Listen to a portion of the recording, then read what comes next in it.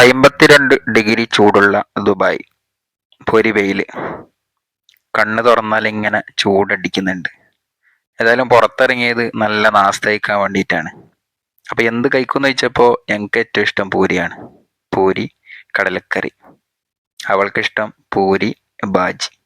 ഏത് ഹോട്ടലിൽ നിന്ന് കഴിക്കണമെന്ന് ചോദിച്ചപ്പോൾ മറുപടി ഇന്ന് പിന്നെ പറയേണ്ട ആവശ്യമില്ല. നമ്മളെ റൂമിൻ്റെ മുന്നിൽ നിന്നുള്ള നല്ല അടിപൊളി ഗ്രീൻലാൻഡ് ഹോട്ടൽ. അവിടെ തന്നെ കയറി. ഏതായാലും സാധനം ഓർഡർ ചെയ്തു. 2 തരം ചട്നി ഉണ്ട്, കടലക്കറി ഉണ്ട്, അതിൽ 2 തരം ചട്നി ഉണ്ട്, നല്ല ബാജി ഉണ്ട്, 3 പൂരി ഉണ്ട് ഒരാൾക്ക്. ഏതായാലും കഴിച്ച് അവൾക്ക് പെട്ടെന്ന് വയറ് നിറഞ്ഞെന്ന് തോന്നുന്നുണ്ട്. ഏതായാലും 3 പൂരിയിൽ നിന്ന് 1 പൂരി എനിക്ക് തന്നെ ഇട്ട് തന്നു. ടോട്ടൽ ഞാൻ 4 പൂരി കഴിക്കേണ്ടി വന്നു. ഏതായാലും കഴിച്ചതിന് ശേഷം ഈ ഹോട്ടലിൻ്റെ പ്രത്യേകത പറഞ്ഞാൽ കുറേ ഫ്രണ്ട്സ് ഞങ്ങൾക്ക് ഇവിടെ ഉണ്ട്. അവരോടൊക്കെ സംസാരിച്ച് കുറേ നേരം ഇവിടെ നിന്ന് പിന്നെ പൂരിയൊക്കെ മെല്ലെ കഴിച്ച് കൂടെ നല്ല ചായ ഓർഡർ ചെയ്തു കുടിക്കാൻ വേണ്ടിയിട്ട്. ചായ വന്നു. ചായ, പൂരി, ബാജി, കടലക്കറി എല്ലാം നല്ല അടിപൊളിയായി സാവകാശം ആസ്വദിച്ച് കഴിച്ചു.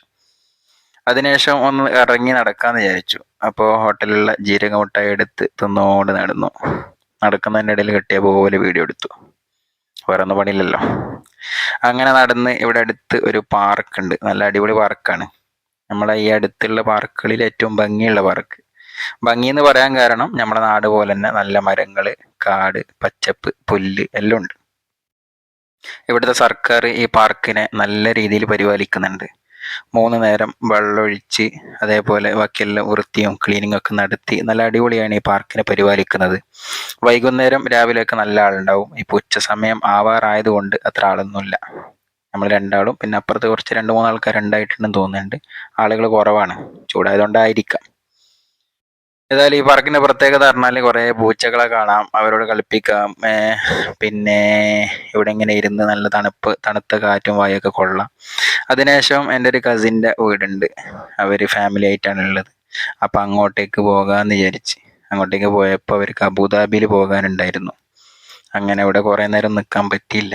അവരെ കണ്ട് അവരെ റൂമിലെത്തി. അവരെ കണ്ട് കാര്യങ്ങളൊക്കെ സംസാരിച്ച് പിന്നെ നേരെ റൂമിലേക്ക് തന്നെ തിരിച്ചു നടന്നു. ഇന്ന് ലീവായതുകൊണ്ട് ഒട്ടുമിക്ക ആൾക്കാർ റൂമിലാണ്. വണ്ടിയൊക്കെ അങ്ങനെ തന്നെ പാർക്ക് ചെയ്തിട്ടുണ്ട്. സാധാരണ ലീവില്ലാത്ത ദിവസങ്ങളിൽ ഇങ്ങനെ ഉണ്ടാവാറില്ല. പിന്നെ നേരെ നടന്ന് റൂമിലേക്ക് തന്നെ പോയി.